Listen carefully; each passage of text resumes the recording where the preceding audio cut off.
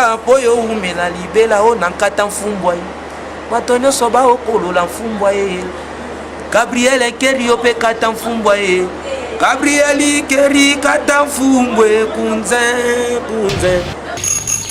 Bonjour mesdames, bonjour mesdemoiselles, bandeko nyonso ba internautes batali ya site na biso tolobaka www.kiddirect.com. Lelo na ye awa esika moko babengisi biso association ya bana basakata ya kin basangani. Babengisi biso balobi bazana makambo ya koloba na bino po basangana pe na ba oyo nyonso baza bana basakata monde entier bao bakolanda émission bayebaki bandeko na bango basakata basanganaki na kin bandeko na bango basakata baza na baide oyo badevelope bandeko na bango basakata basengi batia bango maboko mwana musakata nyonso oyo akolanda émission oyo otia litoi ozwa numero ozwa référence ya bandeko na yo baza na posa na yo ngai naza mupaya na yepa na bango na koyamba bango tokoloba et ensuite tozonga po to conclure ndenge to mesana moko ya mwana ya musakata excellence Egide Ngokoso wazalaki vice-ministre ya intérieur asilaki kotika biso mokolo ya lobby na yango tosengi na bandeko nyonso bazali awa telema une minute de silence en mémoire ya papa Egide Ngokoso.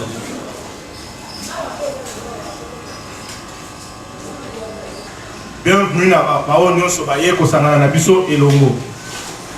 Cérémonial lelo ezali en même temps échange de vœux, n'est-ce pas? De profiter pour toper ça na milamu entre membres à BBK, mais aussi les alliés sortie officielle il y a Asbel Nabiso.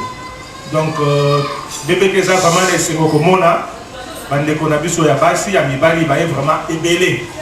Est-ce que c'est Sengoté? Comme devise Nabiso Zoloba, la solidarité ensemble pour Kenya Diboso. Donc je ne peux que vous souhaiter la bienvenue en ce lieu et bonne fête avec nous. Merci. Motakiki ba occupation de la Guinamo aye elinkolobake azali kopesa valeur na eloko toza kosala otomeki bongo BBK. BBK ezali eloko nini? BBK ezali réponse oyo biso bana basakata tozali komeka kopesa na besoin oyo moko na biso aza koresante na se ya motema na ye. Tozali awa tozali bana basakata toti na territoire ya Kutu. Tozali na baboti baza na territoire wana baruti kuna. Tozali na bandeko. Tozali na bayaya, tozali na baleki, tozali musu na bana o baza pe kofanda na territoire na biso. Mais so totali madame mboka oyo biso Congo ezali na 145 territoires. Mais so totali banda Congo ezwi indépendance na 60 lelo eloko nini oyo esalami na territoire na biso projet moko ezali te. Kaka mwana ndambo biloko bapesi batikaki mais projet ya sika ezali te. Bandeko oyo baza na mboka baza kovivre ndenge nini, basesoignaka ndenge nini, baliaka ndenge nini, batambolaka ndenge nini.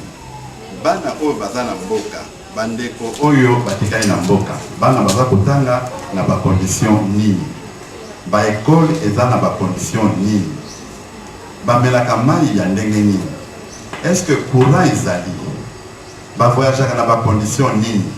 Okomona balingere eza koya musakata aza na kati voisin na ye ya poche ntaba voisin na ye ya droite soso et voisin na ye ya liboso kono bien sac ya makala.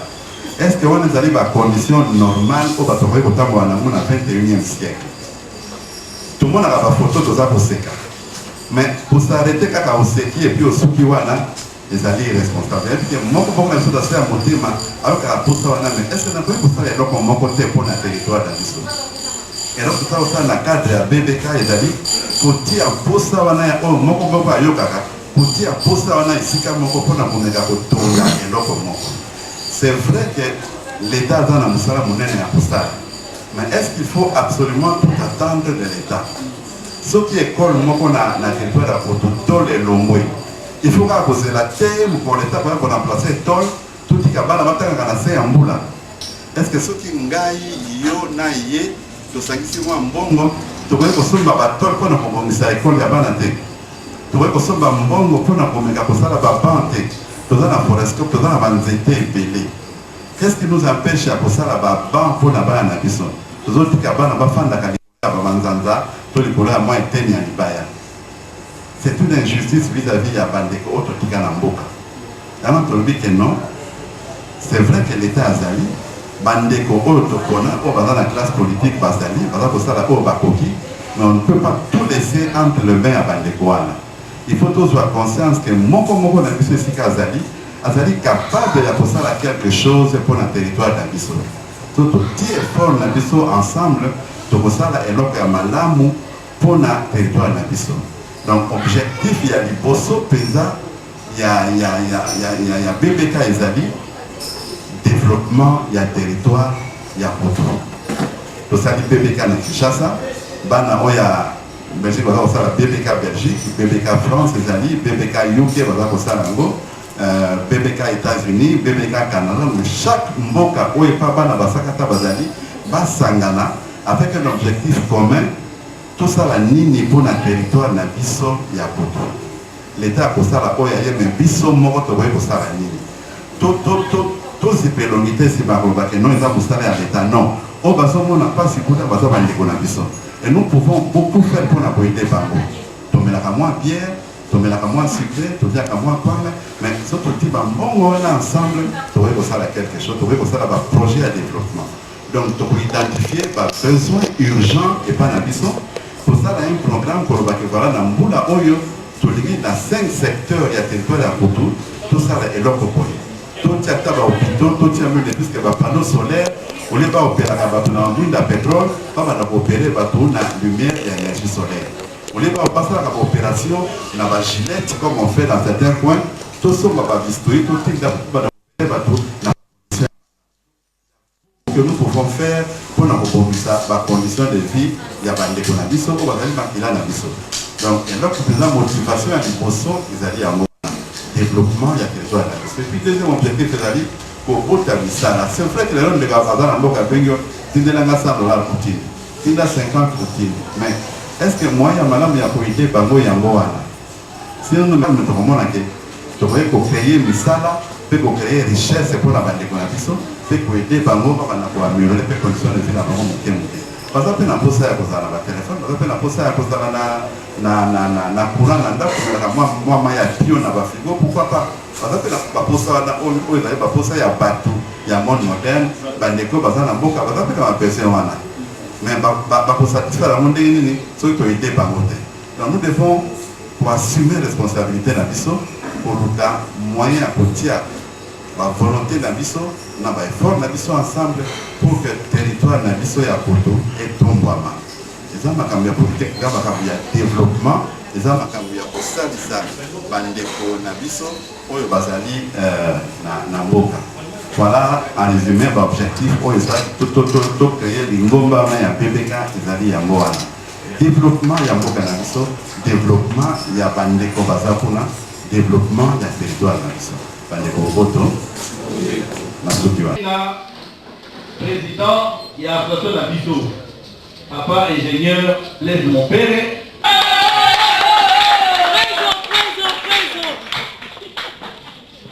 Chers camarades, membres de l'association Banabasakata ya Kinshasa, en sigle BBK ASBEL, notre organisation associative. Mesdames, Mesdemoiselles et Messieurs, distingués invités en vos titres et qualités respectifs. Au nom du comité directeur de notre association Banabasakata ya Kinshasa, en sigle BBK ASBEL, permettez-moi de m'empresser pour vous présenter nos remerciements à vous tous qui avez pris une part active et à l'aboutissement heureux pour ces jours.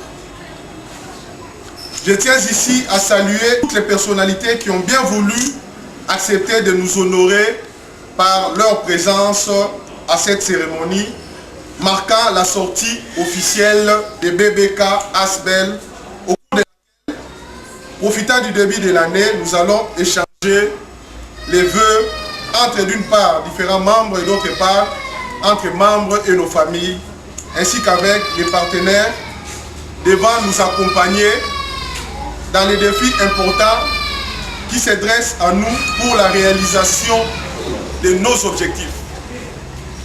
Donc, nous vous souhaitons la bienvenue dans la maison BBK, car aujourd'hui est un jour nouveau. Une nouvelle page de l'histoire de notre communauté Sakata s'ouvre pour ses fils et filles se trouvant dans notre terroir Kutu ou à Kinshasa et ailleurs à travers le monde. Mesdames et messieurs, distingués invités, chers camarades membres de BBK ASBEL, mesdames, mesdemoiselles et messieurs, distingués invités, à vos titres et qualités respectifs, comme viennent de les rappeler mes prédécesseurs, l'association Bana Basakata est avant tout une formidable réussite. Oui, au départ, et pour permettre à nos frères et sœurs Basakata, disséminés à travers le monde, mais reliés à l'Internet, grâce aux réseaux sociaux, de resserrer leurs liens de solidarité et de fraternité, nous avions fait le pari de la réalité audacieuse. Nous croyions promouvoir la création et le développement de très petites entreprises, petites et moyennes entreprises dans les territoires des Kutu. Promouvoir les valeurs sociales, économiques et culturelles de Sakata à Kinshasa, dans les territoires des Kutu, en RD Congo et à travers le monde, à travers l'organisation des séminaires d'information, des conférences débats, des manifestations foraines, l'édition et la publication des ouvrages, des magazines sur les coutumes et traditions Sakata. Veiller à la conscientisation de la population du territoire des Kutu sur la protection, la conservation et la conservation de leur environnement. Faire des actions de lobbying, des plaidoyers et des recherches, des partenariats sur les plans local, national et international, portant sur des questions liées au développement socio-culturel du territoire des Kutu et enfin, participer à toute œuvre ou initiative visant le développement du territoire des Kutu. Au regard de tous ces objectifs, vous vous rendez bien compte que les défis à relever sont énormes. La mission n'est pas impossible si nous appliquons notre devise qui affirme notre langue. Nous citons Ibu Nemo Nindo Chime ou Ibu Nemo Nindo Kume, c'est-à-dire ensemble nous sommes forts.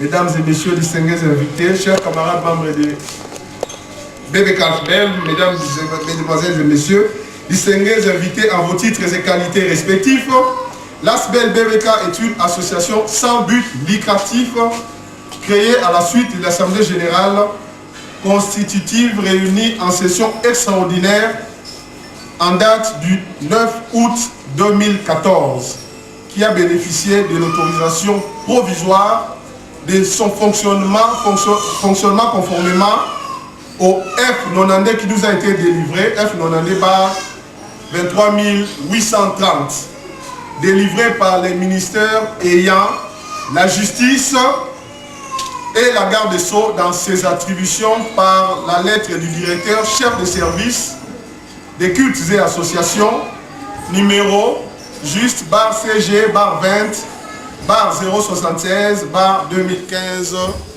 du 26 janvier 2015.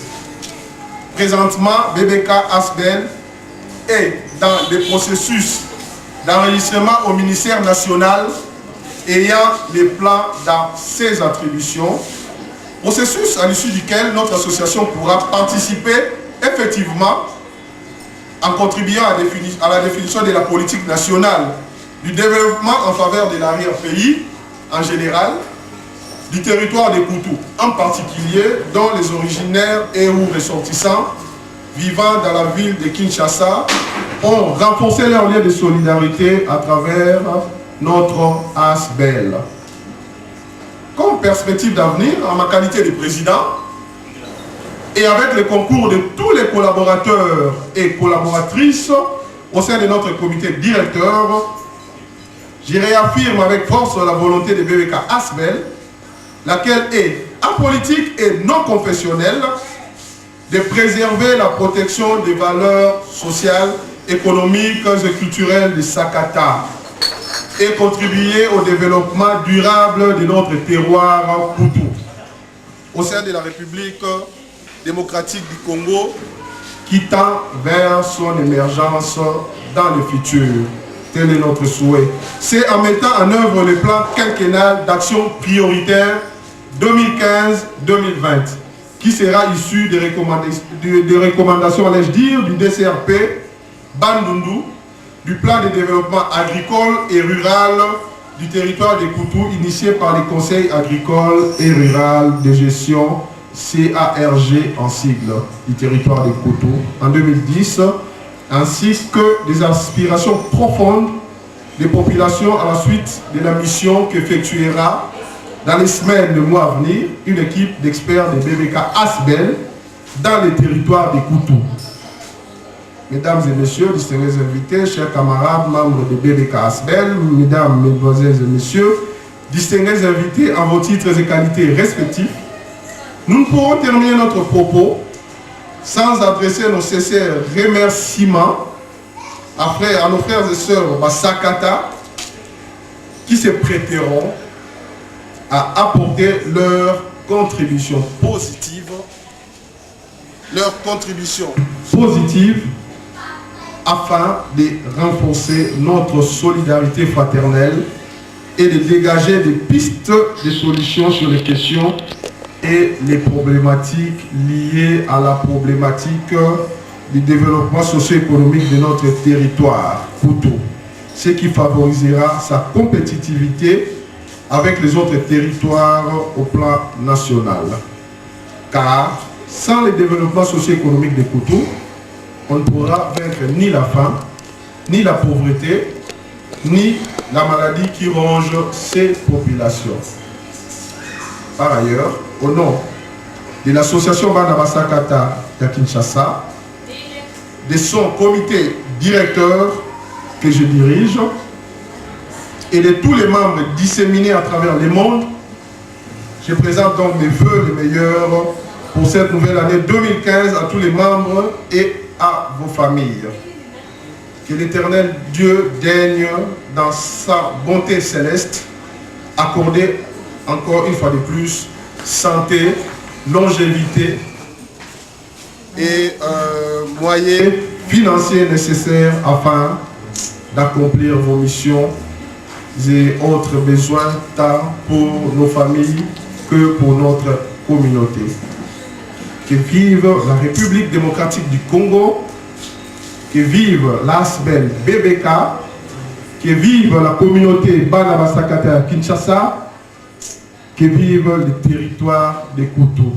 Nous vous remercions pour votre particulière attention. Dans les 5 secteurs de la Koutou, il faut qu'ils soient au BDK, total à 1 pas, 2 pas, 3 pas. Allez, bango, il faut 10 000 habitants, à 100 pas. Et ça, bon, et ça, bon, donc, puisque on peut pas gagner le liposo, pour la liste des gens de Bawa, BDK à Bosako. Et surtout, dans les BDK, on a une délégation comme sur place à Koutou, pour obtenir ma qualité à Koutou, pour envoyer ma besoin et ça, c'est domaine par domaine. Il faut utiliser un plan d'action. La qualité, pour avoir ça, on a ma coquille.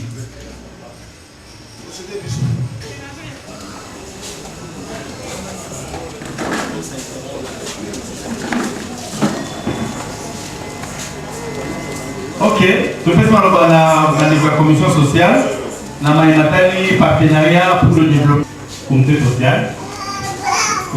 À un certain moment, on a condamné Baïné Nabiso. On a condamné par rapport à Nabiso, mais on a condamné Nabiso tant que Toya Kinshasa. On a condamné Bango. Je vous donne un exemple. On a condamné Moussala toke sika na banque mpo bafungola bacon tokomi devant guichet tokuta na fille moko nde moto azokomisa kuma bato. J'ai un cousin qui est décédé, lui s'appelle Mouché Moula. Mais nga oyida lokola soko batete la sika tali biso abi bino boza basakata tobi oui tobi pona nini abi ya wuti poto aya wazo lukata mobali ya musakata pa bakobala ye. Ça m'a tiqué, mais j'ai réagi directement à bino tokobala bino te po ba papa na bino tango ba yengi ça. Oui, au lieu ba accueillir biso ba gel o to wuli to ba classe ba boy bazo danaka vie na bango tokobala mpe bino te okotulaka ndenge wana.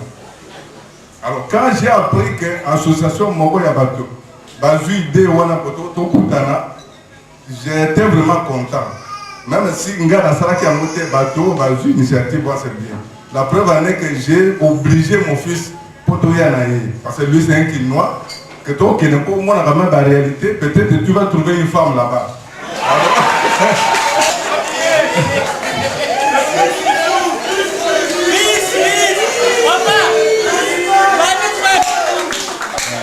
balandi nyonso bainternaute nyonso monde entier nalobaki na bino tolelo tozali wana bana basakata. En parlant de bana basakata, tomoni bazo organisé, il y a le président, membre du comité ainsi que ma membre nyonso. Ngai na obanu ya mabango moko moko tour de rôle. Ba ba occasion koloba. Premièrement, nazo yamba mutu moko azali on va commencer par le président. Le président ezali yende mutozo ki idée à osangisa biso. C'est to kutani lelo c'est grâce à lui. Question de bosso ko yanga na mutu c'est la moni ba papa est belé, la moni mikolo, mais le président paraît jeune. Par rapport à quoi? Pour ça, beaucoup de kato et années. C'est-à-dire, oui, c'est-à-dire la jeune baso conscience. Ba commune a souci, il y a pour soula, il y a bango territoire, il y a sali que mon donc ils ont souci à beaucoup quantité. Pour beaucoup quantité, ça là on a marqué sur la développement. Pour ils ont kaka ils ont la poste était beaucoup quantité. Mais généralement, selon Gaï, tout le monde a dit que Moutson a postulé la députation en 2016. Alors, on a idée à Boya, on a dit que ça va association, on a postulé tout le monde. Bon, peut-être que Bissou va procéder à Bongo, mais Bissou, association de Bissou est apolitique et non confessionnelle. Donc, l'idée est vraiment pour Sunga Bandeko Bissou. Bon, ce qui est sali que lobby to sungi bandeko malamu et que bango amoni que yonde mutu sengeli après ko sunga bango yo olobela bango lisusu na moni pe mabete. Ah voilà. Donc on revenir kana idée dans ngai. On dirait pour la tali ba papa bazebele, mikolo bazebele, jeune mort se porter garant les banakati na bango. Je me dis il y a langue sur le rocher va la français. Donc pour ces causes là peut-être on postuler lobby to gouverneur à Bandundu Tony donc on bandi ko sanisa maene na sena pour le comme non na sungaka ce qui BBK qui veut dire quoi d'abord? BBK et Nicolo Baba na basakata ya Kinshasa. Donc oyo lobby eza makanisi na ngate. Mais na lobby soki lobby bandeko basengi na boya voilà ba mone ba répondre. Na moni ba éléphant wana, c'est-à-dire aujourd'hui so ba éléphant wana il a accident. Na moni deux éléphants, je sais pas, papa, maman et les enfants, deux machettes ou quoi, ça veut dire quoi? Oyo tozomona liboso na biso eza logo ya BBK, Asbel BBK.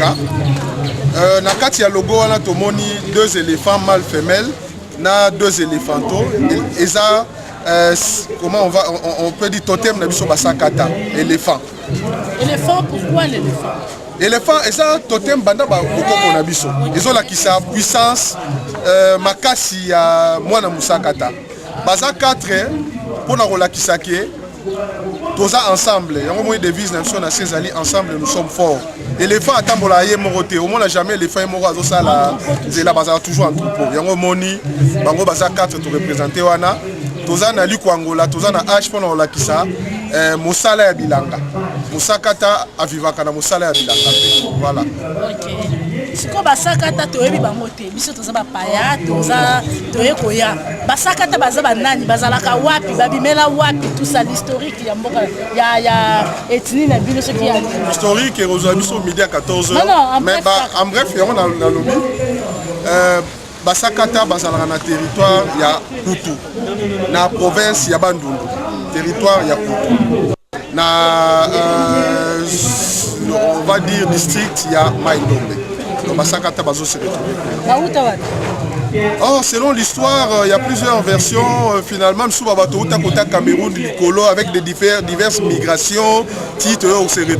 Na bassin Congo et puis tout comme la bande mais on monnaie moto za ba mwindo ba trop noir na moi basakata pembe ka mibale na moi ka fi wana ya musakata pembe mwindo obe apa mapamba te ba mwindo ngolo kwa te ngolo te wala mwindo mwindo éléphant te ba toza kitoko na ngala lo babo culture basakata vivre comment non basakata comme la lobby au moni totieli kwa Angola na H to vivre na bilanga et puis pêche pezalaka po nini bande comme ça baza pembe na mai ba exploitaka pe mai nini pe chasse pe et ça la maranango na bana basakata. Bon, parlons BBK.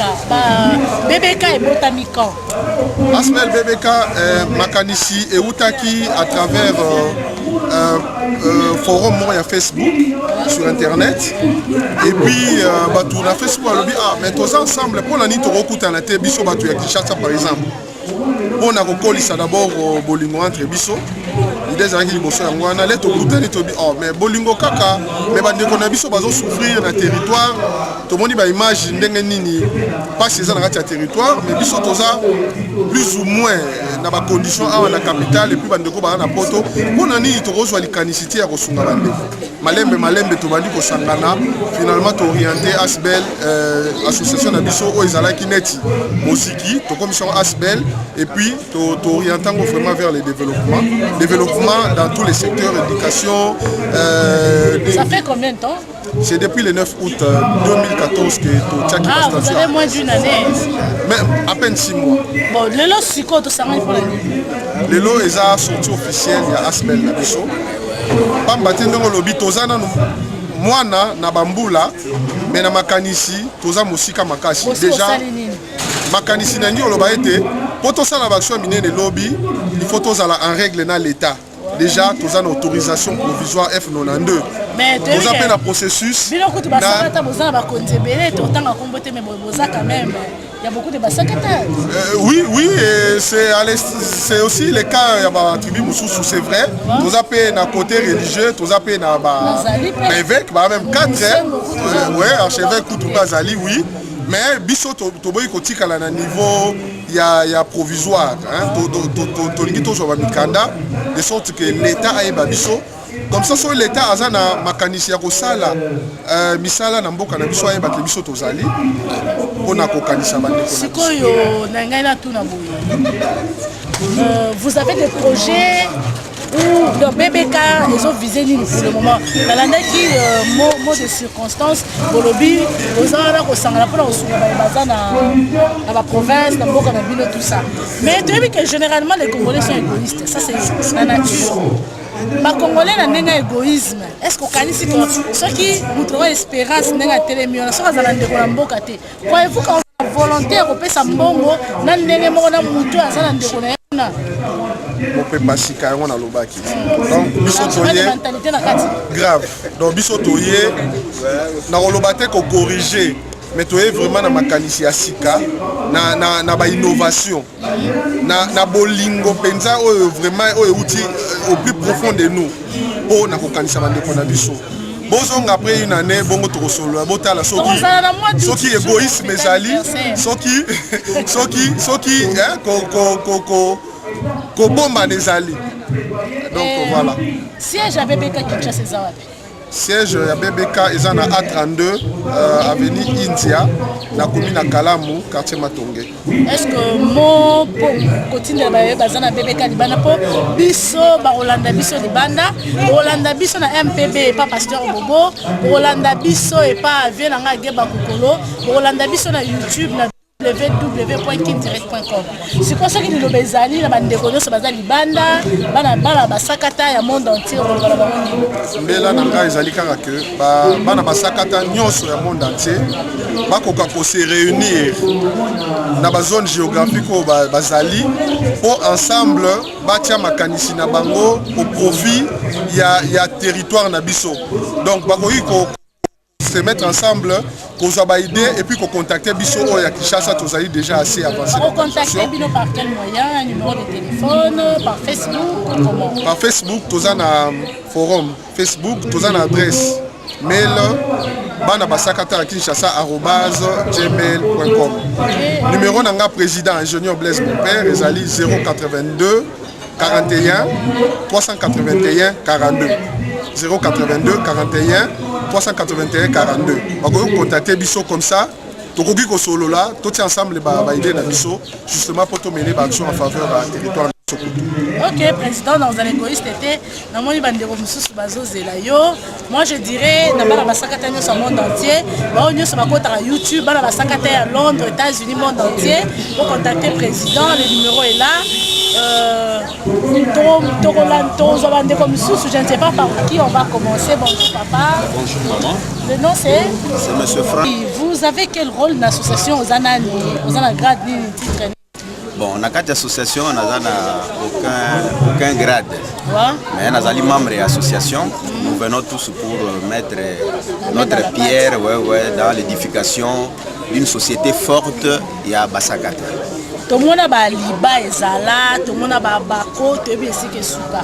Généralement, bobandarabo, tous les politique, biso, tolingi politique té, bobandarabo. Toutes les associations bobandarabo. Il y a bien une année, 2 ans après, on en parlera.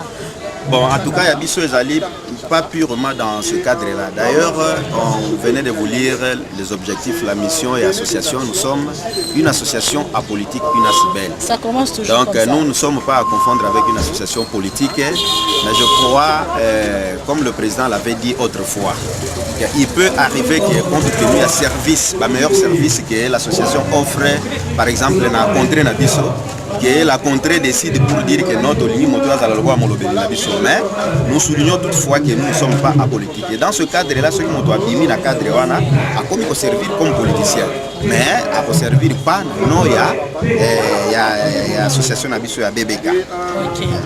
On a vu ça. Donc on est tous congolais, tous quinois, tous le monde mambo malébélé. Au moment où Moutou, le là, il y a BBK comme membre, comme tout.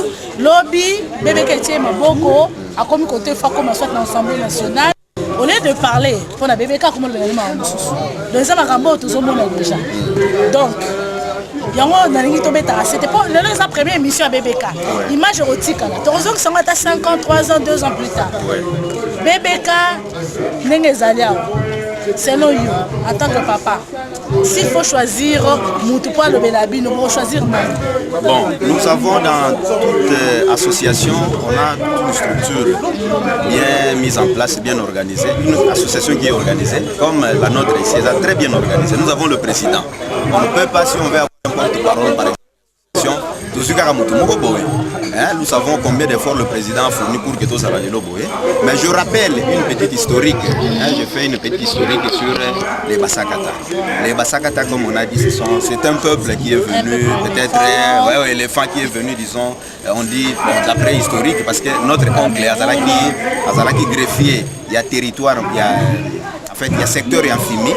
A raconté personnellement avant tout ça que notre généalogie tout dans le Cameroun, peuple à côté, mais je fixe les gens sur le fait que les Basakata c'est un peuple qui se situe entre la rivière Lukeni et la rivière Kassai. Donc ce territoire-là regroupe les Basakata. Alors au départ, je donne vraiment une idée assez précise. J'explique aux gens qu'il y a même parmi les Basakata, il y a un village, peut-être à l'origine originaire qui regroupait les gens qui étaient éparpillés. Le sens Yamboka, c'est-à-dire les gens étaient vraiment éparpillés. Les Basakata, jadis, ils ne s'unissent pas trop. Alors, pour des raisons économiques, le Belge, baboya za na mboka tela la bibo po azwa ka moins impôt parce que na tango wana bana ko senga bato ba sali activité il faut ba pesa moins impôt aye ko sangisa biso pour des raisons économiques, c'est-à-dire que o bazana moi famille na ba famille ba sangisi pour que ba produire ensemble pour que na récolte mais belge a quand même moins impôt na kati. Ce qui fait que le souci ou l'objectif il y a création à BBK ils allaient rompre avec les habitudes là, il y a origine où ils allaient pour ça là qui va faire qui de façon éparpillée. Biso pendant que nous avons une idée à cause de l'ensemble, c'est pourquoi nous appelons à la responsabilité il y a pas où bazali de part et d'autre dans le monde entier à Wapé na Kinshasa et partout dans mboka tous à la uni, tous à la télé ko la bandeko ba bandaki oyo ya liboso ya kozala un peu éparpillé wana ko sala biso ensemble. Voilà pourquoi la devise de l'union nous sommes ensemble nous sommes forts. Voilà, moi je peux demander encore ceci. Est-ce que pour yo ebi moi histoire, mais ça c'est par rapport au président, yo ebi moi histoire. Voilà. Est-ce que quoi est la signification il y a éléphant? Il y a éléphant. Bon. Éléphant wana. Éléphant c'est un homme très fort. En plus c'est ça rancunier hein l'éléphant. Nanzela atambola kazalaka très droit. L'éléphant la lingo lobake, azanya mamoko atambola te comme quelqu'un qui fait une sorte de navigation à vue, c'est-à-dire mon pépé memi ya keité. Éléphant sont aucun nzela so faut même na zamba comme nzela éléphant les kaboye ba keza place wa akokende akozonga za très droit très fixe azate ko memi côté ozongi si côté yango na ko ça sens même ya éléphant pe ozongi sa biso na kata objectif tozo poursuivre ezalité pour tous à la lokola bateau baza éparpillé mais pour que le tous à la lokola bateau bazali très droit avec un objectif ce qui ba kei et qui bazongi baza ko marcher toujours na kata objectif là. OK. Nous sommes dans YouTube, donc nous sommes dans l'internet, monde entier par occasion au tala. Okoki ko pesa mbote to ko belela bandeko basakata mususu ya monde entier o bazala. Bon, en tout cas, ceux qui n'ont pas la sélectif ba misusu ba koyoka yango te ba ozala na ba kozala peut-être moi jaloux, mais na pesi kaka mbote na basakata nyoso bazala na monde entier, na kotanga ba papa Mosengo na kati ya ba États-Unis, na kotanga ba maman Jeannette na kati ya ba États-Unis, na kotanga bandeko basa ebele na Belgique, ba maman Irène bana basa mo ebele partout mais na pesi bango nyoso mbote po soki na tangi na lobina lupa na kotanga bosala ba misusu ba ozala jaloux donc na pesi mbote na basakata o bazali partout baya na contribution na bango pour que to construire BBK mboka na biso za place. Merci. Merci beaucoup papa. Basakata nyoso monde entier na YouTube bolanda biso na www.kindirect.com. Bon, tout le monde maman misusu musakata la roloba. Maman bonjour. Bonjour. Yo za la grade ni na rôle ni ya. Nazali présidente ya commission sociale. Maman la comité social vous s'organiser ndenge nini? Bon, on a fait pour la sortie de ça les maths au kataki $20 par personne et puis au tchaki couple $30. Grâce à l'invitation à faire part au tinda qui peut na poser na biso au basakata bango pe ba meka ki kosunga biso pour cérémonie na biso elekana malam. Belela bandeko basakata ya monde entier yebisa bango batala bino bayoka bino ba soutenir association. Ya Willy Moucheni code mboka 00243 yo za musakata. Asbel yango yo tozala posa to soutenir bandeko biso batikala na mboka. Topesi merci na sponsor na biso ya Bralima Primis petit à quartier ndenge bo soutenir biso. La pesi merci na cordon na biso kokoniwa na makanzo zwaki ya kosangisa bana basakata partout na monde et puis eboti BBK leki na Sandra Bodiki merci. Merci na président Blaise Mompere na makanisi o malamu azwaki pe a soutenir na la commission na vice na net makoma na comité nyonso. Na pesi mbote na Junior Lomboto kuna la cam Matete Tomba na pesi Michel Makangi Lambote na pesi merci mingi na papa na biso ya Sofide papa balekebele merci beaucoup na bala basakata nyonso tozoluka musakata ya mukolo pesa historique jusque là tout le monde mais tout le monde maman moko lobi ya ebi historique basakata ba utawa suka basakata origine bango ezali na ngito wango ezawat kutu ezali mai ndombe la province abandu ba vivara ndenge nini basakata ka basakata premièrement baza bloqué si moi j'étais 7 ans. Ce qui me fait moi c'est que ça va nous basakata bandeko na biso basakata oyo baza kuna na intérieur hôpital na biso munene na terre ezali hôpital Moi, j'étais là, quand je certificat na nga na tempête et là bébé là bosobe na 3 km. Na ande ko bazo aussi hôpital na biso bosobe oyo hôpital na munene na territoire na biso ya ba terre. olingi basala nini mpona hôpital wana fo basunga parce que bazosala bana na gilet biso na sosanga na biso asibeli ya BBK sikoyo obelela banani basunga abeleli bandeko na biso ya bana basakata oyo baza ya Kinshasa kaka te me na oyo baza ya mikili pourquoi kuna na mikili mwa facilité mo bamateriel ezalaka mpona kosala intervention chirurgicale bakoki kotindela bango bamateriel batindela bango kuna na hôpital ya bosobe parce que basalaka baopération na Gillette. Ok, merci beaucoup. Voilà, basakata nyonso. Babi l'initiateur de ce site, Gabriel Kere, yora la mboka la bino, basa la opération na Gillette. Ça n'enga ma ça n'enga pas. Torozwa, maman Moussousou. Bonjour maman. C'est que moi j'ai dit ce qui est vraiment précis de cette initiative. Il y a comme ça pour la personne nous voulons construire des hôpitaux, tolingi tout ça la bateau ton école, vraiment tolingi maïndombe, territoire la vision échanger. Et dans la vie sur le lèvre ils allaient noter. Lobby et ça la peine que pour aller au Bandundu, au vu quand même avion puisse tellement que vous descendez librement, c'est ce que nous voulons. Nous voulons que les bassins qui bâtis la carte modèle qui il y a des années antérieures, non. Développement des côtés, développement des côtés partout. Voilà, bit HBN, bon, moi je peux n'habiter. On a vu de papa, on a vu de maman. Nous avons vice-président. Vous êtes président jeune, vous êtes vice jeune. Vraiment, croyez-vous que papa nous sommes et voilà, na likolo na biso papa bazali so moni ba jeune baza c'est que tous na bato mongo pe bazo soutenir biso. Na ndenga se. Na ndenga oui, pourquoi pas?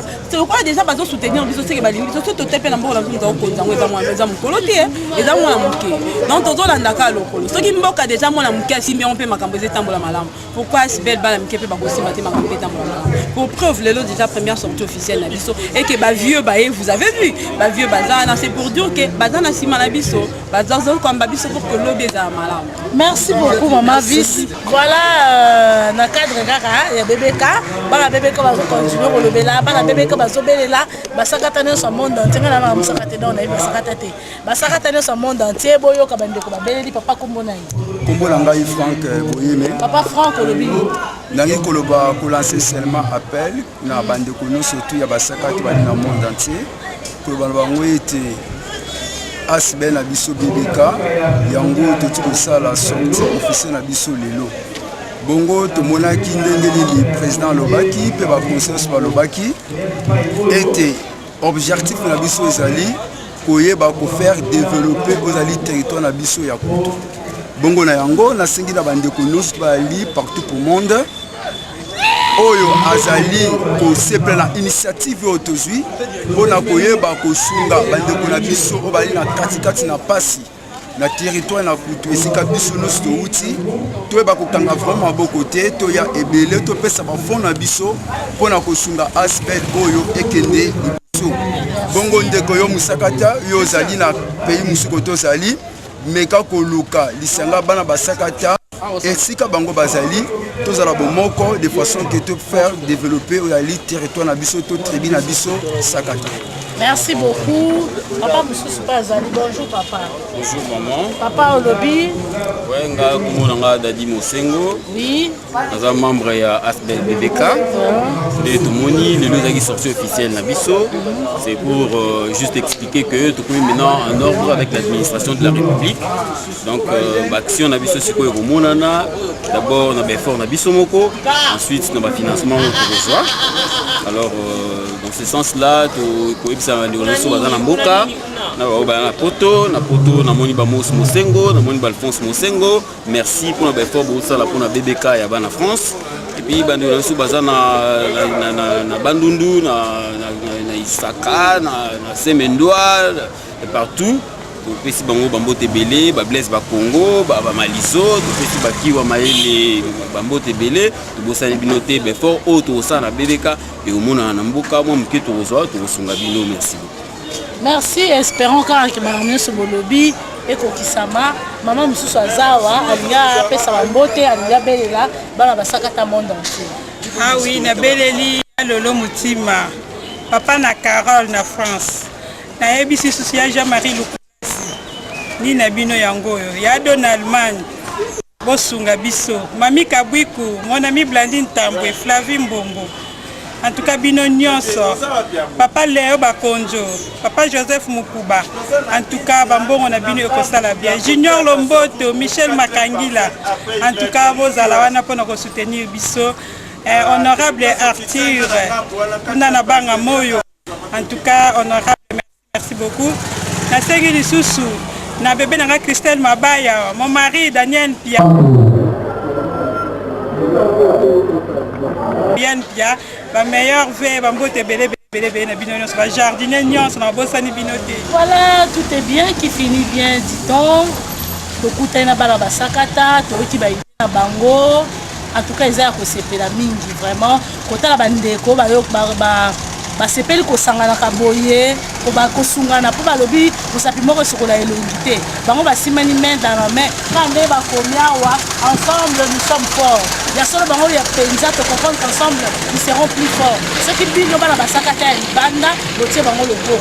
En parlant de bala basakata, je salue l'initiateur de ce site qui s'appelle Gabriel Kere Mbote Bele Panayo, Mbote Bele pa ya fanfan na bridge, Mbote Bele pa na MTI, Mbote no Bele Mbote Bele à toi Patrick Pacons Balobraki l'ambiance, Mbote Bele pa na yo, Mbote Bele à toi Henri na pesi Mbote Bele.